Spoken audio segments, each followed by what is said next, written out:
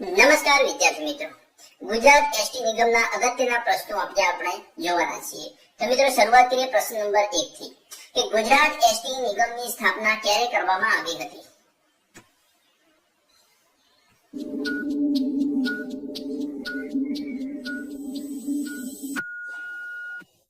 આપણો જવાબ રહેશે ઓપ્શન કે 1 મે 1960. ગુજરાત રાજ્ય માર્ગ વ્યવહાર નિગમ ની સ્થાપના 1 મે 1960 ના રોજ ગુજરાત રાજ્યની સ્થાપના સાથે જ કરવામાં આવી હતી. આ નિગમ બોમ્બે સ્ટેટ રોડ ટ્રાન્સપોર્ટ કોર્પોરેશનના વિભાજન બાદ અસ્તિત્વમાં આવ્યો હતો. અને શરૂઆતમાં નિગમ પાસે માત્ર 7 વિભાગો અને 76 ડેપો અને 1767 બસોનો કાફલો હતો.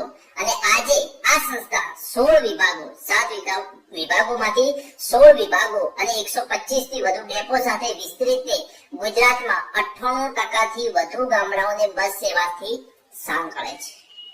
જોઈએ નેક્સ્ટ પ્રશ્ન નંબર 2 કે ગુજરાત એસટી નિગમના નીતિ વિષયક નિર્ણયો લેવાની સત્તા કોની છે?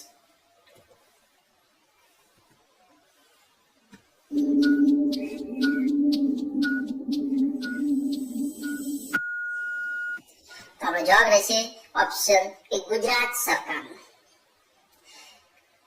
નિગમ રાજ્ય સરકાર હસ્તક હોવાથી બોર્ડ દ્વારા લેવાયેલા મોટા નીતિ વિષયક નિર્ણયો જેમ કે ભાડામાં વધારો કે બજેટ મંજૂરી પર આખરી મહોર ગુજરાત સરકારનો વ્યવહાર વિભાગ મારે છે. એટલે આપણો જવાબ રહેશે કે ગુજરાત એસટી નિગમના નીતિ વિષયક નિર્ણય લેવાની સત્તા ગુજરાત સરકાર પાસે છે. જોઈએ આગળનો નેક્સ્ટ પ્રશ્ન કે ગુજરાત એસટીમાં મહિલા કંડક્ટરોની ભરતી ક્યારથી શરૂ કરવામાં આવી છે?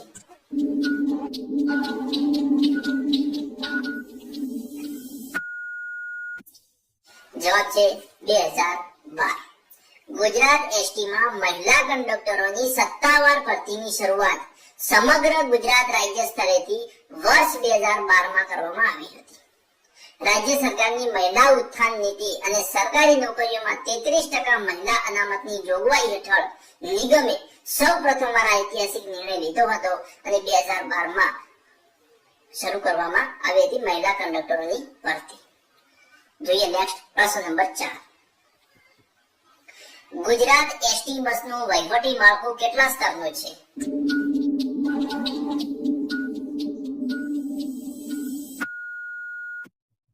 જવાબ છે 3 સ્તરનું છે. મધ્યસ્થ કચેરી, વિભાગીય કચેરી અને ડેપો સ્તર. ગુજરાત એસટી બસના વહીવટી માળખા કેટલા છે? 3 છે. કયા કયા? તો કે મધ્યસ્થ કચેરી, વિભાગીય કચેરી અને ડેપો સ્તર. મધ્યસ્થ કચેરી એટલે કે મધ્યસ્થ કચેરી અમદાવાદના રાણીપ ખાતે આવેલ છે અને ત્યાંથી સમગ્ર રાજ્યની એસટી બસોનું સંચાલન, નાણાકીય આયોજન અને નીતિ વિષયક નિર્ણયો લેવામાં આવે છે. અને તે સ્તરે નિગમના ચેરમેન અને મેનેજિંગ ડિરેક્ટર બેસે છે. વિભાગીય કચેરી જોઈએ તો કે સમગ્ર ગુજરાતમાં કુલ 16 વિભાગીય કચેરીઓ આવેલી છે અને દરેક વિભાગીય કચેરી હેઠળ જે તે જિલ્લા કે વિસ્તારના ડેપોનું સુપરવિઝન થાય છે અને એ કચેરીના વડા ડિવિઝનલ કંટ્રોલર હોય છે, જેને શોર્ટમાં ડીસી તરીકે ઓળખવામાં આવે છે. ડેપો સ્તર એટલે કે સ્થાનિક કક્ષાએ રાજ્યભરમાં કુલ 125 થી વધુ એસટી ડેપો કાર્યરત છે. ગુજરાતમાં કેટલા એસટી ડેપો કાર્યરત છે? તો 125 થી વધુ ડેપો કાર્યરત છે. જોઈએ આગળનો પ્રશ્ન નંબર 5. હાઈવે પરની હોટલ પર એસટી બસોના અધિકૃત રોકાણ માટે એસટી શું આપે છે?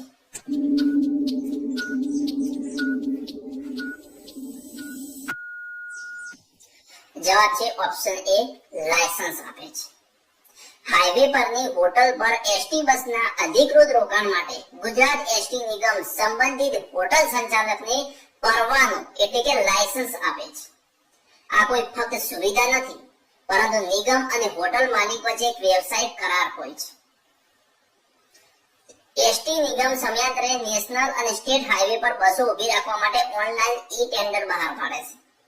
અને જે હોટલ સૌથી વધુ રોયલ્ટી નિગમને પ્રતિ બસ ચૂકવવાની રકમ એટલે કે રોયલ્ટી, જે હોટલ સૌથી વધુ રોયલ્ટી આપવા તૈયાર થાય તેને જ બસ ઊભી રાખવાનો સત્તાવાર અધિકાર મળે છે.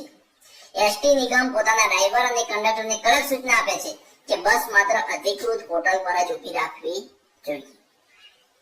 જોઈએ આગળનો પ્રશ્ન નંબર 6 કે એસટી પ્રવાસ માટે એસટી નિગમે કોની નિમણૂક કરી છે?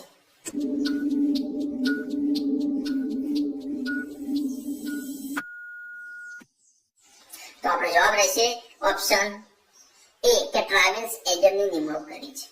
ગુજરાત એસટી નિગમ દ્વારા મુસાફરોની ટિકિટ બુકિંગ અને પ્રવાસને વધુ સરળ બનાવવા માટે સત્તાવાર રીતે ડાયરેક્ટર એજન્ટો અને ફ્રેન્ચાઇઝી એજન્ટોની નિમણૂક કરવામાં આવી છે.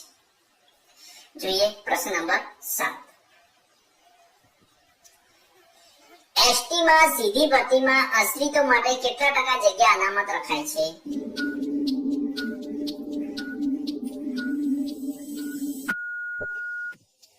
જવાબ છે 5%. ગુજરાત એસટી નિગમ અને ગુજરાત સરકારના નિયમો અનુસાર ફરજ દરમિયાન અવસાન પામેલા કર્મચારીઓના આશ્રિતોને રહેમના આધારે નોકરી આપવા માટે સીધી ભરતીની કુલ જગ્યાઓમાંથી મહત્તમ 5% જગ્યાઓ અનામત રાખવામાં આવે છે. સામાન્ય રીતે આ 5%નો કોટા વર્ગ 3ની વાત કહીએ તો કે સામાન્ય રીતે આ 5%નો કોટા ક્લાર્ક, કંડક્ટર કે વર્ગ 3 અને વર્ગ 4 ની સીધી ભરતીની જગ્યાઓ પર લાગુ થાય છે. આશ્રિતોની સીધી નિમણૂક કરવા માટે નિગમ દ્વારા જે તે વર્ષમાં ખાલી પડેલ સીધી ભરતીની કુલ બેઠકોની ગણતરી કરવામાં આવે છે અને તેમાંથી 5%થી વધુ જગ્યાઓ આશ્રિતો દ્વારા ભરી શકાતી નથી. જોઈએ પ્રશ્ન નંબર 8. એસટી બસોમાં ટોલ ટેક્સ કોની પાસેથી વસૂલ કરવામાં આવે છે?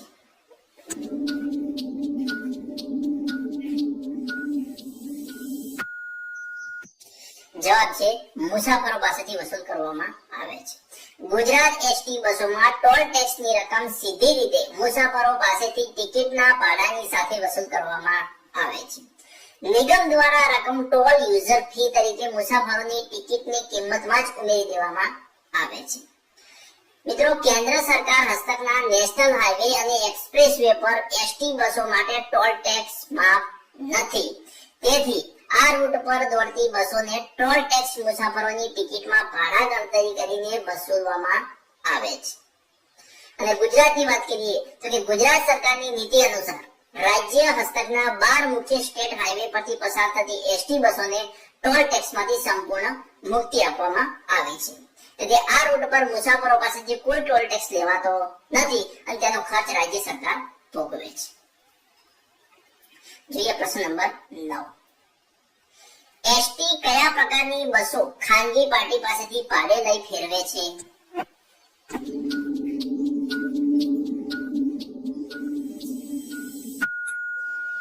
તો જવાબ છે વોલ્વો. વોલ્વો બસો પ્રીમિયર રૂટો અને આંતરરાજ્ય પ્રવાસ માટે હાઈ એન્ડ વોલ્વો બસો ખાનગી એજન્સીઓ પાસેથી ઓપરેશન અને મેન્ટેનન્સ સાથે ભાડે લેવામાં આવે છે. એસી સ્લીપર પર ભાડે લેવામાં આવે છે અને જો મિત્રો લાંબા અંતરના રૂટો પર મુસાફરોને વૈભવી સુવિધા આપવા માટે લક્ઝરી એસી સ્લીપર કોચ ભાડે લેવામાં આવે છે. અને નાના અંતરના અથવા ગ્રામ્ય વિસ્તારના સાંકડા રૂટો તેમજ ઓછી મુસાફરીવાળા રૂટો પર દોડાવવા માટે મિની બસો પણ ભાડે લેવામાં આવે છે. ઇલેક્ટ્રિક બસોની વાત કરીએ હાલની પોઝિશન પ્રમાણે તો કે પર્યાવરણની જાળવણી અને પ્રદૂષણ ઘટાડવાના ભાગરૂપે મોટા શહેરો વચ્ચે પ્રીમિયમ ઇલેક્ટ્રિક બસો પણ ખાનગી કંપનીઓ સાથે કરાર કરીને ચલાવવામાં આવે છે. જોઈએ પ્રશ્ન નંબર 10. કે એસટી કંડક્ટરો મુસાફરોને ટિકિટ આપવા કયું મશીન વાપરે છે?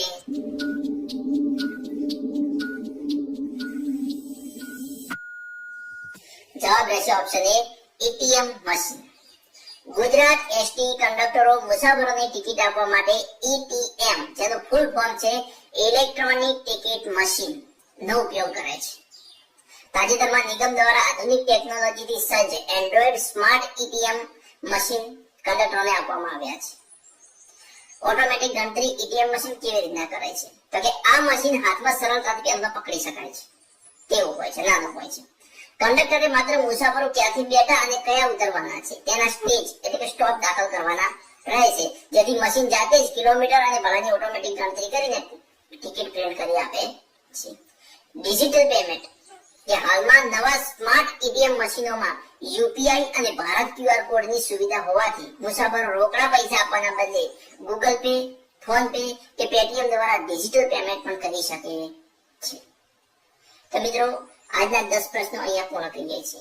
નેક્સ્ટ 10 પ્રશ્નો જોવા માટે મારી ચેનલને સબસ્ક્રાઇબ કરવાનું અને તમારા મિત્રો સાથે લિંક શેર કરવાનું ના ભૂલતા. અને હા મિત્રો, વિડીયો ગમે તો વિડીયોને લાઈક કરવાનું ક્યારેય ના ભૂલતા.